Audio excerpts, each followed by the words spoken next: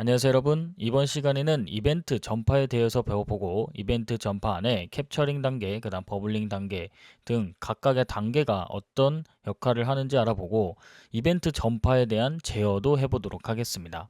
첫 번째는 이벤트 전파입니다. 이벤트는 캡처링과 버블링 단계를 통해 전파가 됩니다. 이벤트 전파는 이벤트가 발생했을 때 돔트리 상에서 그 이벤트가 부모 요소로 전파되는 방식을 의미합니다. 여기서 캡처링 단계는 이벤트가 루트 요소에서 시작하여 목표 요소로 전달되는 행위를 말하고요. 버블링 단계는 이벤트가 목표 요소에서 시작하여 루트 요소로 전파되는 것을 말합니다. 자, 그러면 앞에 있는 예제를 통해서 이벤트 전파에 대해서 알아보도록 하겠습니다.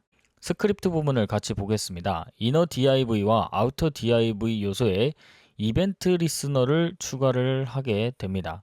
자, 이런 식으로 이벤트 단계를 추가를 하게 되고요. 여기서 버블링 단계와 캡처링 단계에서 각각 실행되는 이벤트 리스너를 정의를 해주고 있습니다.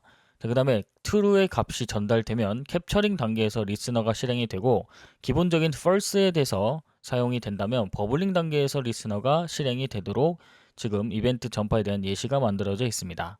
그러면 실습으로 넘어가서 실질적으로 어떤 식으로 작동이 되고 있는지 살펴보도록 하겠습니다. 실습으로 넘어왔습니다. 예시 코드에 있던 걸 작성해 보도록 하겠습니다.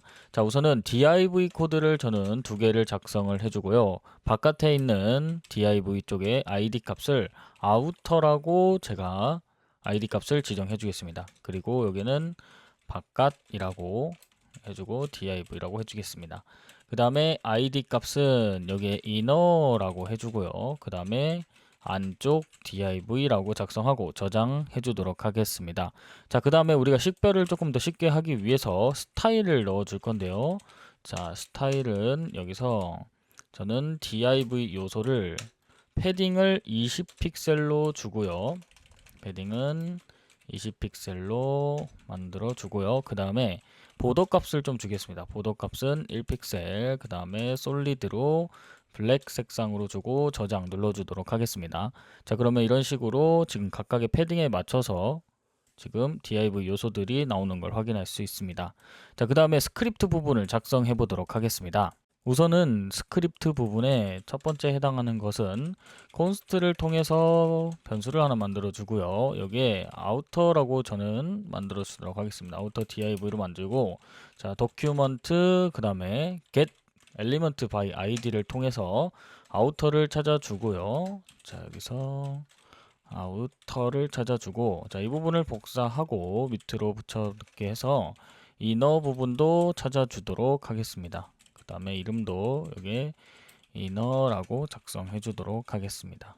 inner div라고 작성하고 저장해 주도록 하겠습니다.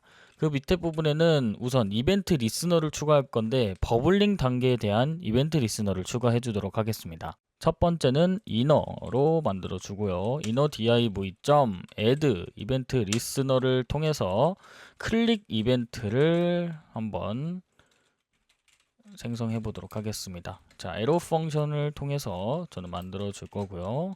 여기서 콘솔 로그를 통해서 어떤 값이 나오냐면 여기에 안쪽 div가 클릭되었습니다 라고 하고요. 여기서 단계를 말해 주도록 하겠습니다. 버블링 단계. 자, 그래서 이 부분을 전체 다 복사를 해 주고요. 전체 복사를 해서 자, 붙여넣기 해주고 여기를 outer div로 바꿔주고 바깥이라고 바꿔주도록 하겠습니다. 그 다음에 저장 눌러주고요. 자, 여기서 실질적으로 버블링 단계에 대해서 우리가 작성이 되어 있습니다. 자, 그러면 이벤트 리스너 중에서 캡처링 단계에 대해서 작성을 해보도록 하겠습니다.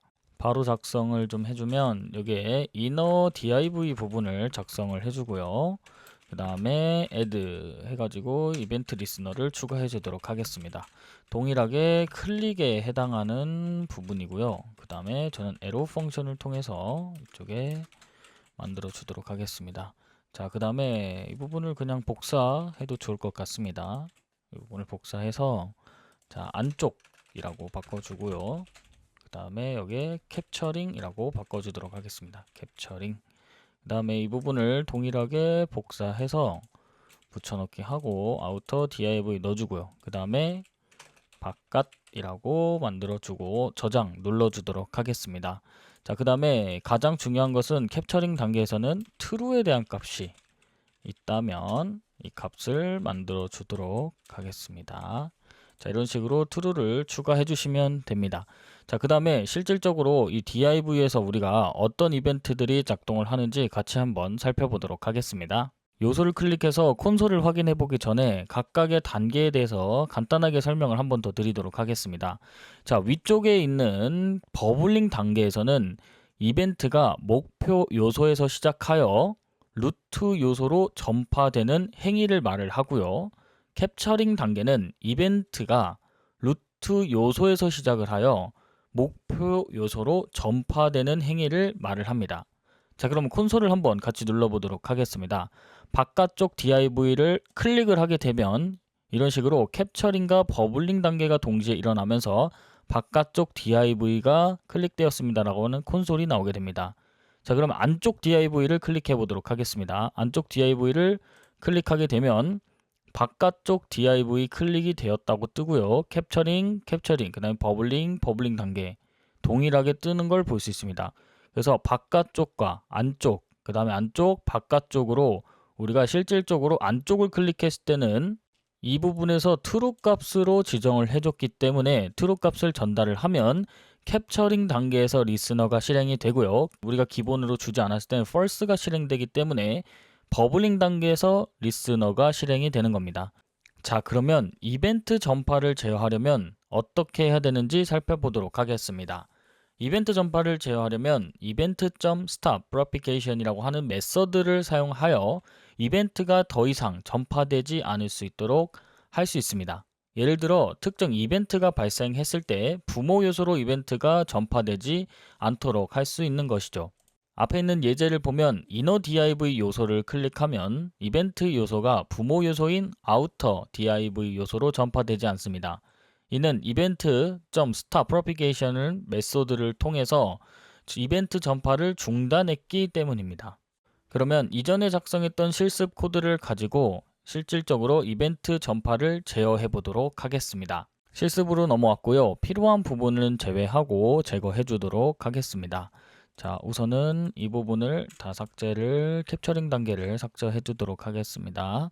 그 다음에 두 개만 남겨주고요. 여기서 버블링 단계에 대한 부분도 지워주도록 하겠습니다. 자, 이런 식으로 삭제가 됐고요.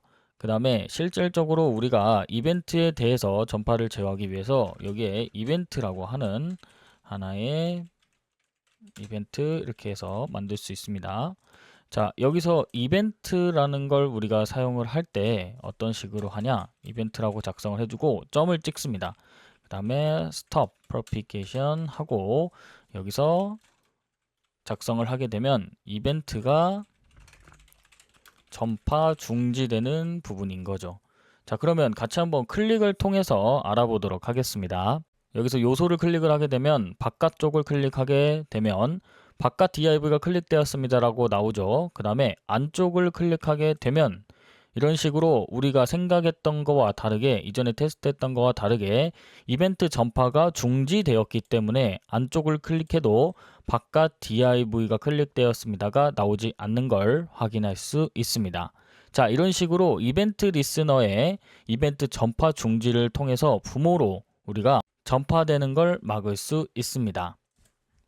다음으로 알아볼 기능은 이벤트 기본 동작 방지이고요. 이벤트 기본 동작 방지를 하려면 우리가 이전 시간에 사용을 했듯이 event.freeEvent 디폴트 메서드를 사용을 했었죠. 자, 예를 들어서 링크를 클릭했을 때 페이지로 이동하는 기본 동작을 방지하려면 앞에 있는 예제처럼 작성을 하면 됩니다. 그러면 실습으로 넘어가서 간단하게 한번 살펴보도록 하겠습니다. 실습으로 넘어왔습니다. 자, 이전 시간에 알아봤던 내용들이기 때문에 빠르게 작성해 보도록 하겠습니다. 자, 우선 a 태그를 하나 만들고요. 여기에 https 그 다음에 콜론 하고요. 슬래시로 저는 www.naver로 한번 만들어 주도록 하겠습니다. 네이버라고 해주고 이쪽엔 네이버라고 작성을 해주도록 하겠습니다. 자, 그럼 링크가 하나 나오고요. 클릭을 하면 이동되는 걸 확인할 수 있습니다. 자, 그 다음에 바로 스크립트 부분을 작성해 주겠습니다. 콘스트를 통해서 여기에 네이버 링크라고 작성을 해주고요. 더큐먼트, 그 다음에 더큐먼트를 통해서 우리가 get id by id로 찾아주게 되고요. 여기에 id 값을 추가해 주도록 하겠습니다. id에 대한 값은 이런 식으로 네이버 링크이고요. 자, 그 다음에 네이버 링크 add, 그 다음에 클릭 이벤트를 하나 만들어 주도록 하겠습니다. 클릭이라고 해주고요. 저는 화살표 함수를 통해서 여기에 이벤트에 대한 하나의 받도록 하겠습니다. 자, 그래서 여기에 이벤트라고 해주고, 이벤트에 대한 부분을 실질적으로 한번 동작을 막아보도록 하겠습니다. 자, 여기서 이벤트라고 하고 프리 이벤트 디폴트를 통해서 자, 이런 식으로 막아주고요. 자, 여기서 우리가 할 수 있는 것은 알러트를 통해서 한번 확인해 보도록 하겠습니다. 클릭이 되었지만 이동을 하지 않는다는 걸 확인을 하기 위해서 알러트라는 걸 통해서 클릭되었습니다. 링크가 클릭되었습니다 라고 하고 저장 눌러주고 한번 클릭 한번 눌러보도록 하겠습니다. 자, 이런 식으로 클릭이 눌려도 링크가 클릭되었습니다 라고 알러트가 정상적으로 문구가 나오죠. 하지만 이벤트가 발생은 했지만 실질적으로 기본적인 동작을 하지 않는 이 이벤트에 대해서 동작을 하지 않는 걸 확인할 수 있습니다. 이런 식으로 해서 우리는 이벤트 전파와 그 전파를 제어하는 방식, 그 다음에 기본 이벤트 동작을 방지하는 방법을 복습을 해보았습니다. 자, 이번 시간은 여기서 마무리하도록 하고요. 다음 시간에도 유익한 강의로 찾아뵙도록 하겠습니다. 감사합니다.